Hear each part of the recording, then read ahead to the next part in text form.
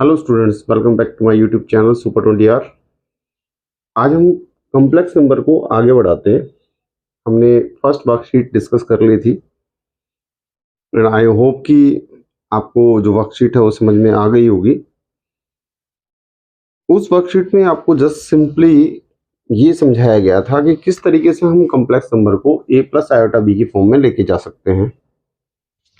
थोड़ा बहुत तो आपको एक्स्ट्रा हमने डिस्कस किया था, तो मल्टीप्लिकेटिव इनवर्स के बारे में डिस्कस कर दिया था। अब जो हम डिस्कस करने जा रहे हैं वो डिस्कस करने जा रहे हैं modulus and the conjugate of a complex number. आपको यहां से ये चीजों के बारे में नॉलेज होनी बहुत जरूरी है। देखिए स्टूडेंट्स, मॉडुलस और कंजुगेट ऑफ कॉम्प्लेक्स नंबर चीजें कहीं ना कहीं एक दूसरे से जुड़ी हुई है और उसी को हम फर्दर डिस्कस करेंगे। देखिए, यदि मेरे पास कोई भी एक कॉम्प्लेक्स नंबर है z, that is a plus iota b, ठीक है। मुझे यदि यहाँ से मॉडुलस फाइंड करना है तो उससे पहले मुझे ये पता होना चाहिए कि जो a हमारे पास है वो इस कॉम्प्लेक्स नंबर का रियल पार्ट है और आयोटा b हमारे पास है इमेजिनरी पार्ट है। यदि हमसे पूछा जाए तो a हमारे पास रियल नंबर है और b जो है वो हमारे पास कोफिशिएंट ऑफ आयोटा, जिसको हम इमेजिनरी पार्ट कह सकते हैं, वो हमारे पास है।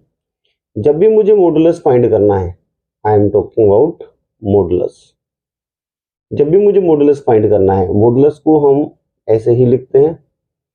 तो इस मॉडुलस निकालने का हमारे पास है दैट इज रियल पार्ट का स्क्वायर प्लस इमेजिनरी पार्ट का स्क्वायर।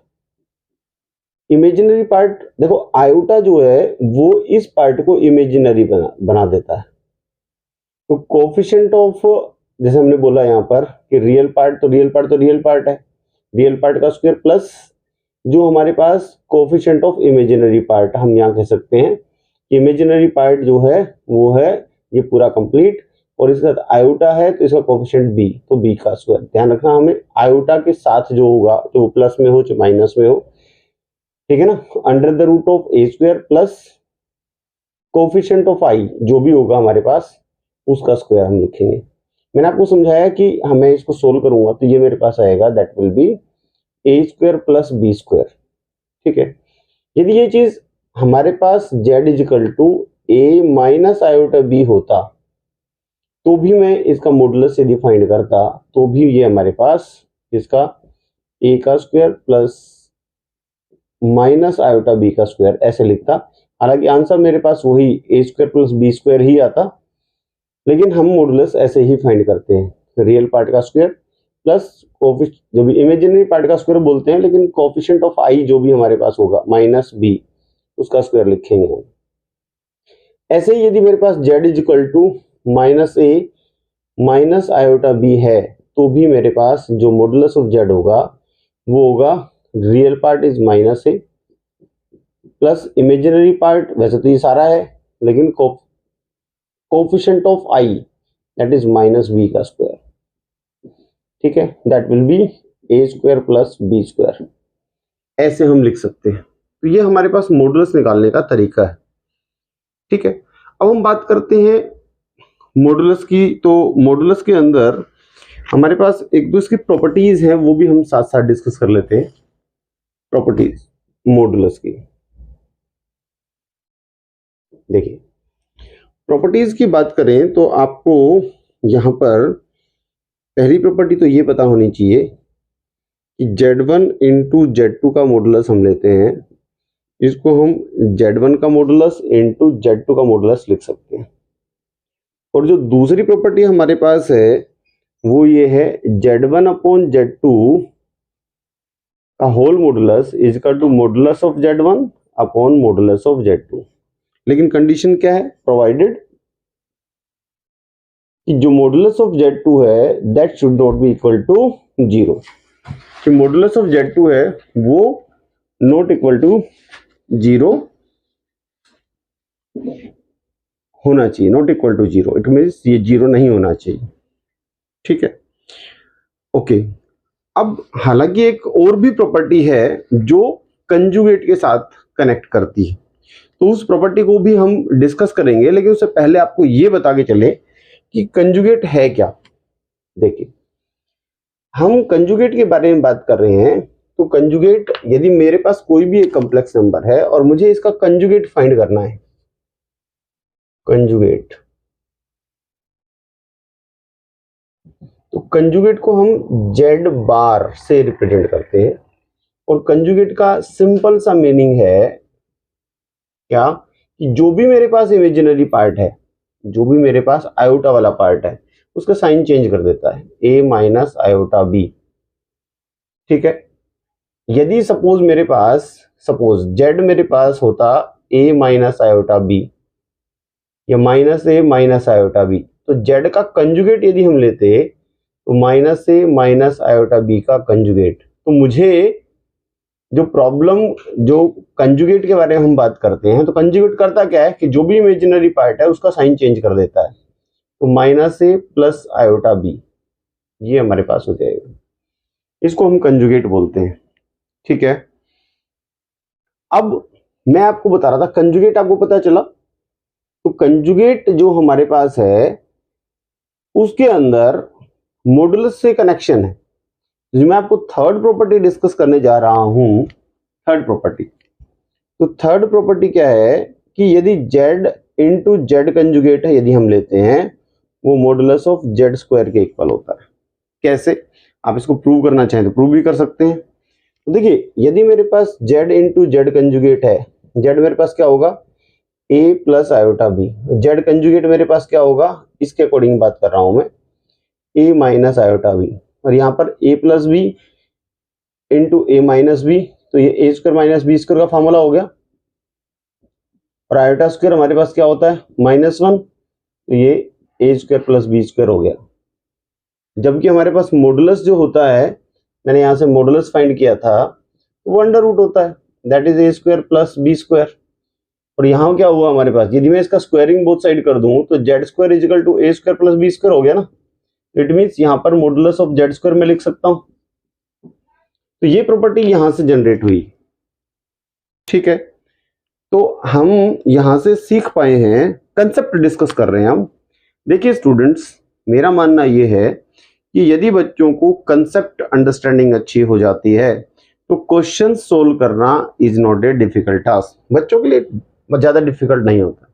हालांकि मैं आपको बता दूं कि जो कॉम्प्लेक्स नंबर चैप्टर है, इस चैप्टर के अंदर इतनी जबरदस्त नॉलेज छिपी हुई है, यदि हम इसको और आगे लेवल तक पढ़ेंगे और डिस्कस करेंगे तो इतने अच्छे कंसेप्ट्स हैं यहाँ पर। क्योंकि ये जो कॉम्प्लेक्स नंबर है, आगे आप एंट्रेंस लेवल पर देखेंगे, तो ये कॉम्प्लेक्स नंबर आगे स्ट्रेट लाइन से, सर्कल से कनेक्टेड भी है, एपी से, बहुत सारे कंसेप्ट से कनेक्टेड है। तो बहुत ही वैल्यूएबल कंसेप्ट है ये। तो किस तरीके से हम इन क्वेश्चंस को कर पाएंगे, ऐसे ही मेरे पास, अब जब कंजुगेट के बारे में बात कर रहा था, तो कुछ प्रॉपर्टीज ऑफ कंजुगेट भी है, प्रॉपर्टीज ऑफ कंजुगेट। तो प्रॉपर्टी ऑफ, जो हमारे पास कंजुगेट की हम बारे में बात कर रहे हैं, तो क्या पहली प्रॉपर्टी हमारे पास है, जैसा कि मैंने बताया, z into z conjugate is equal to modulus of z square. भाई ये कंजुगेट की भी तो प्रॉपर्टी है, मॉडुलस की थी तो, ठीक है ना। दूसरी प्रॉपर्टी हमारे पास, यदि मैं ये कहता हूं कि z1 z2 का होल कंजुगेट यदि हमारे पास है, तो मैं इसको बेशक z1 conjugate into z2 conjugate लिख सकता हूं। नेक्स्ट, यदि z1 upon z2 whole conjugate है, तो आप इसको z1 conjugate upon z2 conjugate के रूप में लिख सकते हो, नो प्रॉब्लम एट ऑल। ये प्रोवाइडेड करना ही पड़ेगा आपको, provided z2 conjugate should not be equal to 0. Next property, z1 plus z2 whole conjugate, चाहे वो माइनस है चाहे वो प्लस है, तो उसको z1 कंजुगेट प्लस या माइनस z2 कंजुगेट की फॉर्म में लिख सकते हैं। ठीक है, ये हमारे पास कुछ प्रॉपर्टीज कंजुगेट की भी है, जिनके ऊपर फोकस करना बहुत ज्यादा जरूरी है बच्चों के लिए। अब हम यदि यहां से बात करना चाहें तो यहां से रिलेटेड कुछ क्वेश्चंस भी कर सकते हैं, जो कि आपकी एक्सरसाइज के अंदर गिवन है। ठीक है, ये तो सारे हमारे कंसेप्ट हुए। एक और कंसेप्ट में एक और चीज नेक्स्ट एड ऑन हम करेंगे, जो डिस्कस करेंगे। एक्सरसाइज पे हम बाद में मूव करेंगे, पहले कंसेप्ट पे वर्क कर लेते हैं।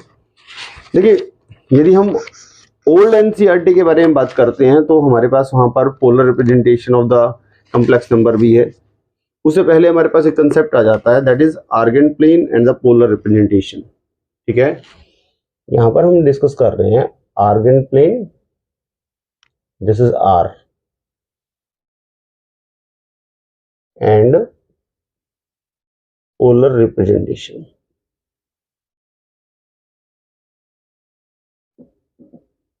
ठीक है, बहुत अच्छा कंसेप्ट है।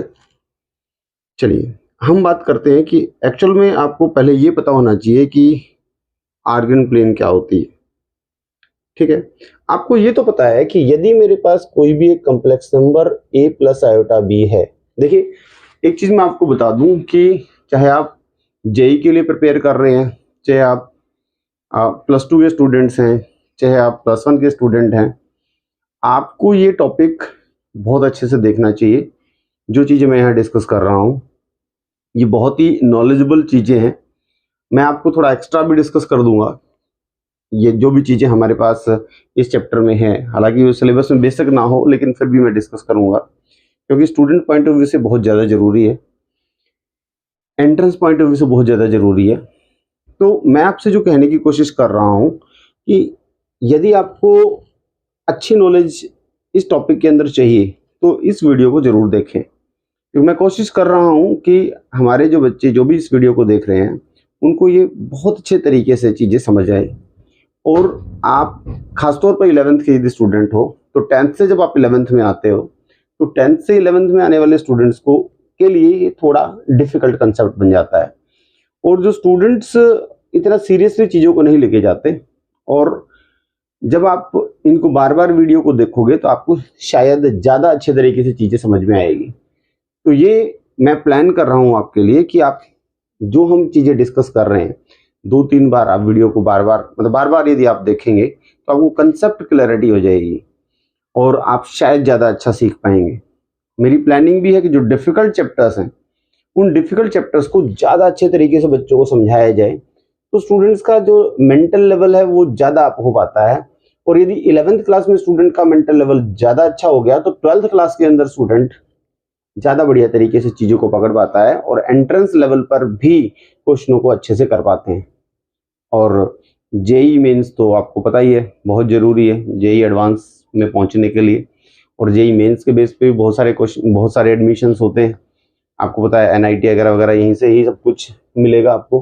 तो ये मैं आपको क्लियरली ये चीज़ बता रहा हूँ कि आप जेई की प्रिपरेशन कर रहे हैं, चाहे आप +1 के स्टूडेंट हैं, चाहे आप +2 के स्टूडेंट हैं, आप इस वीडियो को ढंग से देखें। इस वीडियो के अंदर मैं 11th को कवर करते हुए एंट्रेंस पॉइंट ऑफ व्यू तक लेके जाऊंगा इसी कंसेप्ट को, और भी आगे मैं कॉम्प्लेक्स नंबर को कई वीडियोस इसके ऊपर बनाने वाला हूँ। चलिए खैर, मैं आर्गन प्लेन की बात कर रहा हूँ। तो एक्चुअली क्या है, जब भी किसी भी कॉम्प्लेक्स नंबर को रिप्रेजेंट करना होता है तो हम इसको कोऑर्डिनेट फॉर्म में लिख लेते हैं ए बी ऐसे। वो ऐसा क्यों करते हैं? क्योंकि जब हम आर्गन प्लेन का मतलब हम यहाँ पर XY प्लेन पर रिप्रेजेंट करने की कोशिश करते हैं, X और X डैश, Y और Y डैश। ठीक है, तो हमारे पास X एक्सिस और Y एक्सिस, ये X एक्सिस है और ये Y एक्सिस। ठीक है, जो हमारे पास X एक्सिस होती है स्टूडेंट्स, इस X एक्सिस को हम रियल एक्सिस कहते हैं, और जो हमारे पास Y एक्सिस होती है उसको हम इमेजिनरी एक्सिस कहते हैं। ठीक है, ये हमारे पास रियल एक्सिस है, ये इमेजिनरी एक्सिस है। तो इस मींस ये रियल नंबर है, ये इमेजिनरी नंबर है, और इमेजिनरी आई बनाता है, तो इसलिए हम कोऑर्डिनेट की फॉर्म में लिखते हैं तो a, b लिखते हैं। और यदि मुझे रिप्रेजेंट करना, जैसे x और y हम बात करते हैं, तो यहां पर हमारे पास कोई एक पॉइंट p होगा जिसको a और b की फॉर्म में हम रिप्रेजेंट कर सकते हैं ऐसे करके। तो ये हमारे पास रियल एक्सिस पे और ये इमेजिनरी एक्सिस पे पॉइंट है, ये रियल एक्सिस ये इमेजिनरी, तो इस तरीके से हम इसको रिप्रेजेंट कर सकते हैं। ठीक है, जब आपको ये पता लग गया है कि मान लो मेरे पास 2 + 4 आयोटा है, यदि मैं इसको लिखूंगा तो 2,4 लिखूंगा। 3 - 7 आयोटा है, यदि मैं इसको लिखूंगा तो 3, -7 लिखूंगा। ठीक है, 0 प्लस आयोटा है, तो मैं इसको यदि लिखूंगा तो 0,1 लिखूंगा। तो ये मैं रिप्रेजेंट कर सकता हूं डिफरेंट वे से। ठीक है, ये हमारे पास डिफरेंट ऑर्डर्ड पेयर्स है, और इन ऑर्डर्ड पेयर्स को मैं ज्योमेट्रिकली रिप्रेजेंट कर सकता हूं बाय द डिफरेंट नेम्स। जैसे मान लो मुझे 2 4 रिप्रेजेंट करना है, तो 2 4 में सपोज यहां कहीं रिप्रेजेंट कर दूं। यदि मैं 0 1 यदि लेके चलता हूं तो ये y एक्सिस पे पॉइंट आ जाएगा, तो हो सकता है यहाँ 0 1 पॉइंट हमारे पास हो। फिर हम 3, -7 की बात कर रहे हैं, जब x पॉजिटिव और y नेगेटिव है तो हो सकता है यहाँ पर कोई पॉइंट हो, वो p है, ये q है, इधर r हो, इधर s हो। समझ रहे हो, तो हमारे पास बहुत सारे पॉइंट्स दे रखे होते हैं, तो इसीलिए फिर यहां से हम कहते हैं the plane having a complex number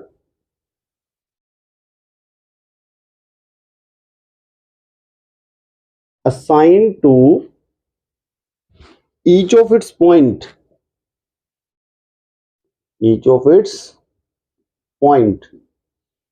right is called complex plane or Argand plane।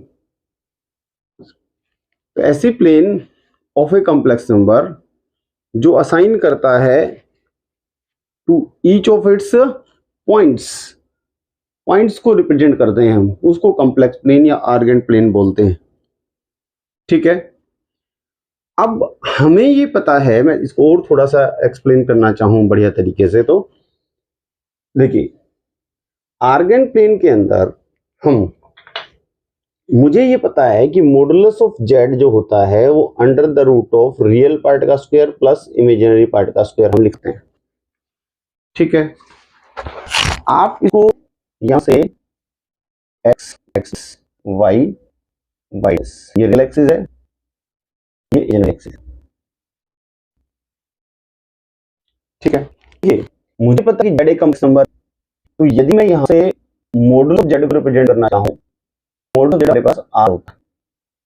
ठीक है, इट मींस क्या हुआ कि ये मेरे पास ये एक पॉइंट है P a b, it means ये डिस्टेंस तो क्या था ए, ये डिस्टेंस है बी, और यदि मैं पाइथागोरस लगाऊं, यदि मैं पाइथागोरस लगाऊं तो बस क्या under the root of square plus B square. मुझे पता है क्या हो गया कि यहां से जाकर ये मॉडुलस जेड है, और भाई मॉडुलस ऑफ जेड हम आर भी बोलते हैं जब हम यहां से पोलर फॉर्म बनाएंगे, तो ये समझाएंगे कि मेरे पास आर, हालांकि फॉर्म अब डिलीट हो गया है सिलेबस से, मैंने आपको प्रॉमिस किया था कि मैं आपको कंटिन्यू जो एक्स्ट्रा चीजें हैं उनके बता चलूंगा।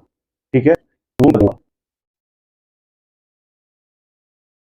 ठीक है, मुझे लगा शायद लाइट कम है, तो मैंने अभी एक और लाइट ऑन की है, तो शायद मुझे लगता है शायद आपको ज़्यादा बेटर दिखाई दे रहा हो। मैं ट्राई करके देख रहा हूँ, तो माइंड ठीक है, आपकी सुविधा के लिए कुछ कर रहा हूँ, किसी तरीके से शायद आपको अच्छा दिखाई दे। ठीक है, तो एक्सपेरिमेंट ज़्यादा अच्छा लगेगा तो इस वीडियो में कोशिश करेंगे इस चीज़ रीड करने की, क्योंकि लाइट का सेटअप इस टाइप से हुआ है मेरे पास, सो दैट ये लाइट का रिफ्लेक्शन आया हुआ है, यहाँ पर दिखा ना ये कुछ ज़्यादा चमकीला है। चलिए खैर, कोई यहाँ से हम देखते हैं ये हमारे पास मॉडुलस जेड है। अब एक समझने की कोशिश करिए, ये प्रेजेंटेशन बता रहा हूँ आपको, यदि जेड कंजुगेट के बारे में करूँ, मुझे पता है ए प्लस आयोटा का कंजुगेट होगा, और ए प्लस आयोटा का कंजुगेट होता है ए माइनस आयोटा भी, और ये मैं कोऑर्डिनेट में लिखूंगा ए माइनस बी होगा। तो सेम चीज यदि मैं यहाँ से यूज करूंगा तो भाई ए पॉजिटिव और बी नेगेटिव, आप यहाँ से देखते हैं ये बी है बट वाई नेगेटिव, ये एक्स पॉजिटिव, तो ये जो पॉइंट हमारे पास रहा है ए कोमा माइनस, इसलिए मैं इसको तो मॉडुलस ऑफ जेड कहूंगा, इसको मैं कहूंगा जेड कंजुगेट। एक तरीके से ये इसकी मिरर इमेज आ गई है अलोंग द एक्स एक्सिस, तो आप जेड का ये मॉडुलस कहा आपने, ये मॉडुलस है, ध्यान रखना ये मॉडुलस है, जेड एक कॉम्प्लेक्स नंबर है, जेड हमारे कॉम्प्लेक्स नंबर है, ये मॉडुलस ऑफ जेड को रिप्रेजेंट किया मैंने यहाँ पर। अब इसका यहाँ पर reflection on the x axis mirror की, ये इसका रिफ्लेक्शन, ठीक है। यदि मैं जेड का एडिटिव इनवर्स निकालता हूँ, ये कंसेप्ट डिस्कस नहीं किया, मैं आपको बता देता हूँ। एडिटिव इनवर्स मल्टीप्लिकेट हमने पढ़ा, एडिटिव इनवर्स हमने नहीं पढ़ा क्योंकि उसमें था नहीं, तो इसे मुझे लाने की जरूरत है, लेकिन कंसेप्ट आएगा, हम डिस्कस करेंगे कि यदि मेरे पास a प्लस b है और इसका एडिटिव इनवर्स के बात करते हैं, तो एडिटिव इनवर्स होता है माइनस, किसी भी कॉम्प्लेक्स एडिटिव इनवर्स का मतलब होता है उसका माइनस हम यूज कर दें, माइनस ऑफ जेड हुआ, means minus of a plus iota b, इसका मतलब minus a minus iota b, coordinate form लेते हैं, माइनस a माइनस b आएगा, और माइनस माइनस जो भाई यहाँ आएगा, यदि आप यहाँ से यूज कर रहे हो, समझ रहे हो, ये भी आप कैसे प्रॉब्लम नहीं है कि वही हो, आप भी कहते हैं नो प्रॉब्लम एट ऑल, क्योंकि ये माइनस होगा, ये माइनस होगा, ये माइनस बी हो जाएगा, this point is minus a minus B.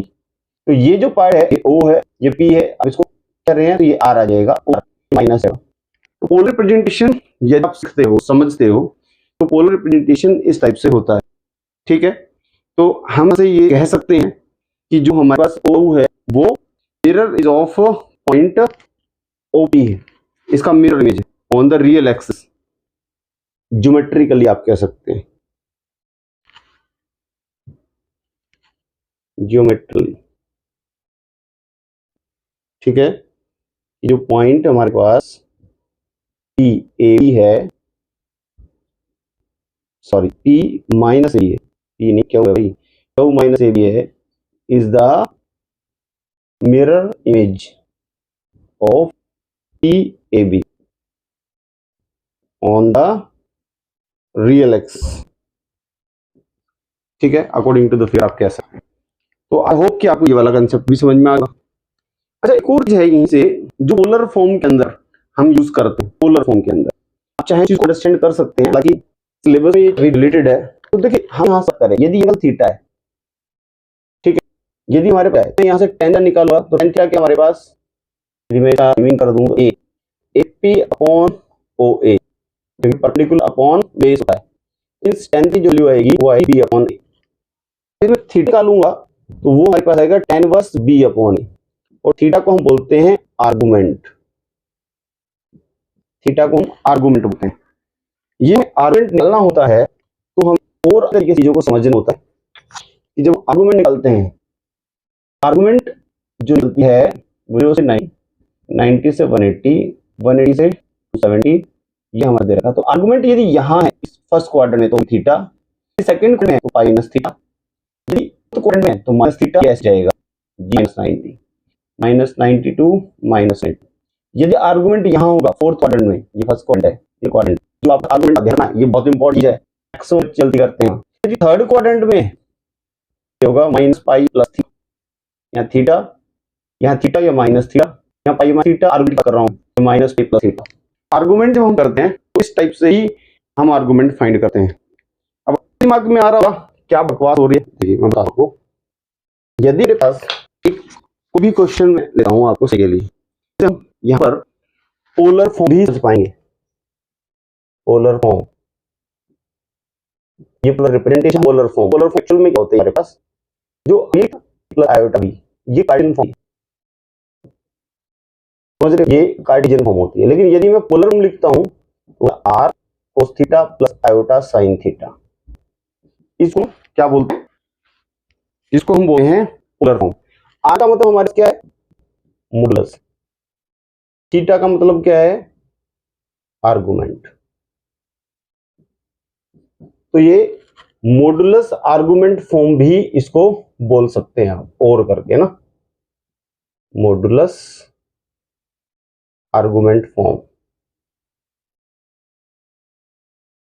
ठीक है, इसको हम मॉडुलस आर्गुमेंट फॉर्म भी कह सकते हैं, राइट, ओके। तो इसका मतलब जब हम बात कर रहे हैं यहां पर किसकी, किसी एक पोलर फॉर्म निकालने की, मैं एक सिंपल सा एग्जांपल लेके चलता हूं कि यदि मेरे पास z is equal to 1 plus iota root 3 है, रूट 3 आयोटा लिख लीजिए, कोई प्रॉब्लम वाली बात नहीं है, 1 प्लस रूट 3 आयोटा हम लिख सकते हैं, नो प्रॉब्लम, ठीक है, वो भी हम यूज कर सकते हैं, नो प्रॉब्लम, ठीक है।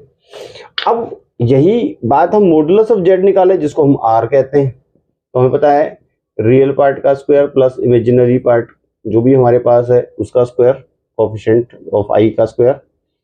ठीक है, यहां से हमने सोल्व किया, ये आया 1 + 3 √4, वो 2 होता है। ठीक है ना, यदि हम मॉडुलस के फॉर्म में लेके चलते हैं तो उसको हम 2 कहेंगे, ±2 की जरूरत नहीं है, 2 ही कहेंगे क्योंकि मॉडुलस की फॉर्म पूछ रखी है। मॉडुलस में ऑलवेज सभी पॉजिटिव होते हैं, मॉडुलस के अंदर आप नेगेटिव नहीं यूज कर सकते। ठीक है, अब आगे हमने क्या चीज डिस्कस करनी थी यहाँ पर, अगली जो चीज है हमारे पास है वो थीटा, और थीटा हमारे पास क्या है, आर्गुमेंट, और मुझे यहाँ से आर्गुमेंट थीटा निकालना है, और थीटा का मतलब होता है tan इनवर्स b/a। यदि मैं इसको कंपेयर करूं a प्लस b आयोटा या आयोटा b से कंपेयर करूं तो मुझे क्लियर दिख रहा है यहाँ से कंपेयर करने के बाद कि भाई मेरे पास यहाँ से, आप कंफ्यूज ना हो इसलिए मुझे मिटाना पड़ गया यहाँ से, कि a की वैल्यू 1 होगी और b की वैल्यू हमारे पास √3 होगी। ठीक है, आयोटा √3 आयोटा b या √3 आयोटा b कंपेयर हम कर सकते हैं। मुझे थीटा निकालना था, that will B tan inverse b/a, और यहां से tan इनवर्स √3 की बात कर रहे हैं हम। आपको यहां से tan इनवर्स √3 पे ध्यान कम देना है, किस चीज पे ध्यान देना है, आपको इस कॉम्प्लेक्स नंबर पे ध्यान देना है कि जो कॉम्प्लेक्स नंबर है यदि मैं इसको कोऑर्डिनेट फॉर्म में लेता हूं तो ये 1, आता है, और 1, जो है वो फर्स्ट क्वाड्रेंट के अंदर लाई करता है। यदि ये फर्स्ट क्वाड्रेंट में लाई कर रहा है तो इट मींस हमारे पास आर्गुमेंट जो होगा वो सिर्फ थीटा होगा। समझ रहे हो आप? तो इट मींस आप चाहें तो यहां से ये भी कह सकते हैं कि tan थीटा = b/a लिख सकते हैं, बिल्कुल लिख सकते हैं, और √3 होगा तो वो tan π/3 की वैल्यू होगी, क्योंकि tan 60 डिग्री जो होता है वो दिख भी रहा है आपको, नहीं दिख तो रहा है, tan theta √3 that is tan π/3, क्योंकि tan 60 की वैल्यू √3 होती है। यदि आप यहां से वैल्यू निकालोगे तो थीटा π/3 होगा, मतलब थीटा का मतलब यहां पर आर्गुमेंट है, यहां ध्यान रखना, इधर आप ध्यान रखेंगे आर्गुमेंट है। मैं अभी एक क्वेश्चन से और क्लियर करूंगा जहां पर आपका शायद कंसेप्ट में क्लैरिटी हो पाए कि हमारे पास यहां हम थीटा जो आर्गुमेंट की बात हम कर रहे हैं उस वो चीज निकालेंगे, वहां कैसे कंफ्यूजन रहता है स्टूडेंट को। अब आर आपको पता लग गया 2 है, थीटा आपको पता लग गया, आर्गुमेंट थीटा का मतलब यहां पर मैं आर्गुमेंट की बात कर रहा हूं, थीटा नहीं, आर्गुमेंट π/3 है। तो हमारे पास जो पोलर फॉर्म होगी, पोलर फॉर्म वो होगी 2 cos of π/3 plus iota sine of π/3। तो ये जो आंसर आया ये आपके पास पोलर फॉर्म आई, इसको हम पोलर फॉर्म कहते हैं। अच्छा, आपको इंडिविजुअली भी एंट्रेंस लेवल पर मॉडुलस पूछा जा सकता है, आर्गुमेंट पूछा जा सकता है, इंडिविजुअली अलग अलग तरीके से, और पोलर फॉर्म भी पूछी जा सकती है। मतलब दोनों चीजों पे आपको ध्यान रखना है। समझ रहे हो? ये कैसे, हम एक और छोटा सा सिंपल सा क्वेश्चन मैं डिस्कस करता हूं, शायद आपको ज्यादा अच्छे तरीके से चीज क्लियर हो पाएगी। देखिए, आपकी ही बुक में एक क्वेश्चन यदि दे रखा होगा ऐसा तो उठाते हैं उसको, क्वेश्चन को करते हैं हम। बहुत ही सिंपल से क्वेश्चन से ही जज कर लोगे आप। मान लो z आपके पास जो है -1 माइनस आयोटा है। ठीक है, यदि मैं यहां से मॉडुलस ऑफ z निकालूं तो अंडर द रूट ऑफ -1 का स्क्वायर प्लस -1 का स्क्वायर, रियल पार्ट का स्क्वायर, इमेजिनरी पार्ट का square, 1 + 1 that is √2, no problem, इसको हम r कह देंगे। मैं पोलर फॉर्म की बात कर रहा हूं, मुझे यहां से आर्गुमेंट निकालना है। और मैं ये चीज कह रहा था ना, हमारे दिमाग में ये कि शायद थीटा जो है वो हमारा आर्गुमेंट होता है, वो कंसेप्ट क्लियर कर रहा हूं, ऐसा नहीं है। Theta is not argument, argument is this theta minus pi plus theta pi minus theta. ठीक है, मैं आपसे ये कह रहा हूं कि मुझे ये पता है कि tan थीटा = b/a है। ठीक है भाई, बिल्कुल मुझे थीटा की ही वैल्यू निकालनी है, लेकिन मुझे निकालना है एक्चुअल में आर्गुमेंट। तो आर्गुमेंट हमारा क्या होगा, यहां से यदि मैं यहां से सोल्व करता हूं और इसको a प्लस आयोटा b से कंपेयर करता हूं तो कंपेयर करने के बाद a की वैल्यू -1 आ रही है और b की वैल्यू भी -1 आ रही है। ठीक है भाई, मैंने यदि इन दोनों की वैल्यू को यहां पुट किया -1 अपॉन -1 तो वही कट गया, क्या आ गया 1। अब यदि आप समझदार हैं तो आप क्या कहेंगे, सर 10 π/4 होगा, जो 100% गलत होगा। क्यों?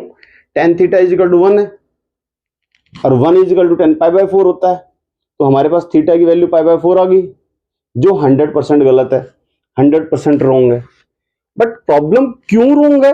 क्योंकि मुझे तो यहां से आर्गुमेंट निकालना है, और आर्गुमेंट निकालने के लिए मुझे कॉम्प्लेक्स नंबर को अंडरस्टैंड करना पड़ेगा, और ये जो कॉम्प्लेक्स नंबर आपका है वो -1 है, और ये लाई करता है थर्ड क्वाड्रेंट के अंदर, और थर्ड क्वाड्रेंट में तो π/4 आ ही नहीं सकता। तो इट मींस जो आपका आर्गुमेंट है वो रॉन्ग है। यहां पर आपको क्या करना है, आपको ये ध्यान रखना है कि मेरा जो कॉम्प्लेक्स नंबर है वो थर्ड क्वाड्रेंट में लाई कर रहा है। थीटा की वैल्यू π/4, यहां पर आप π/4 1 π/4 होता है, थीटा π/4 होगा, बट आर्गुमेंट π/4 नहीं होगा। तो आर्गुमेंट क्या होगा, हमें यह पता है कि 10 1 π/4 होगा, ठीक है, लेकिन मेरा जो आर्गुमेंट होगा वो होगा -π + π/4। मुझे ये पता है कि ये π/4 होता है, बट ये आर्गुमेंट नहीं होगा, ये थीटा की वैल्यू होगी। तो आर्गुमेंट क्या होगा मेरा यहाँ पर, दैट इज -π + π/4। आप यदि यहां से एलसीएम लेंगे तो ये आएगा -4π + π, तो सोल्व करोगे -3 π/4। आपका जो आर्गुमेंट आया ये आया, दिस इज 100% करेक्ट। यदि आप वैसे चले गए, थीटा निकाल लिया और थीटा आपने सोचा कि आर्गुमेंट है, इस केस में तो थीटा आर्गुमेंट है, लेकिन इस केस में -θ आर्गुमेंट होगा, इसमें आर्गुमेंट π - θ होगा, यहां पर आर्गुमेंट आपके पास -π + θ होगा। जो आपको ध्यान रखना है, स्टूडेंट्स बहुत ज्यादा कंफ्यूज होते हैं इसके अंदर, तो आपको ये समझाना मेरा उत्तरदायित्व था। अरे मैं सोच ही रहा हूं ना, समझाना मेरा फर्ज है, मैं कोशिश कर रहा हूं आपको समझाने के लिए। आई होप कि आपको ये चीज समझ में आ रही होगी, ठीक है। तो अब आपको ये पता लग गया कि आर्गुमेंट जो हमारे पास आया, जो कि यहां पर फॉर्मूले में यूज होता है r cos of theta + iota sin theta, यहां पर जो थीटा हमारे पास है वो आर्गुमेंट है, और आर्गुमेंट की वैल्यू ये रखेंगे ना कि π/4। यदि आपने ये वैल्यू नहीं रखी तो आंसर आपका गलत होगा। तो ये 2 cos of -3 π/4 + iota sin -3 π/4,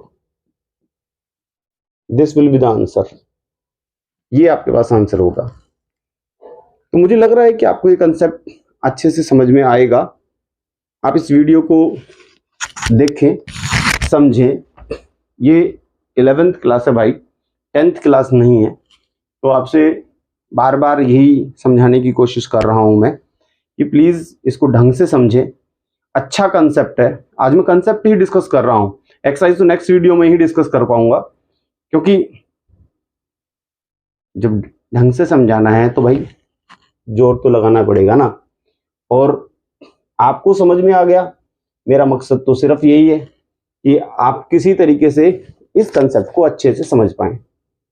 एक बार समझ में नहीं आए, आप दोबारा से वीडियो देख सकते हैं, नो प्रॉब्लम एट ऑल, ठीक है। बट ये है कि आप भी, आपको वीडियो अच्छी लग रही है तो इसे जरूर करें, आपको अच्छी लगी तो अपने दोस्तों भी आप शेयर करें, सो उनका भी कंसेप्ट ऐसे हो सके। सब्सक्राइब करोगे, आप सब्सक्राइब करने से हम मोटिवेशन मिलेंगे, यदि आपका मोटिवेशन होता रहेगा, नई वीडियो अच्छे से कोशिश करते हैं, ज़्यादा अच्छे तरीके से करें आपके लिए, ज़्यादा बढ़िया से बढ़िया क्वेश्चन लेने के लिए, ठीक है। मैं सिर्फ एनसीईआरटी को फॉलो करते हुए आगे बढ़ रहा हूँ। यदि बच्चा सिर्फ एनसीईआरटी पढ़ रहा है तो आईआईटी के कंसेप्ट ले रहेंगे, जो आईआईटी के लिए प्रिपरेशन रहा है तो आईआईटी जी पर बहुत होंगे, बहुत सारे क्वेश्चंस भी साइड बाय साइड लेके आ रहा हूँ, साथ साथ लेके आऊँ, करते रहेंगे हम क्वेश्चंस, और आपका लेवल अप करने की कोशिश कर देंगे। तो आपको अच्छे चीज समझ में आ रही होगी। Thank you students, thank you.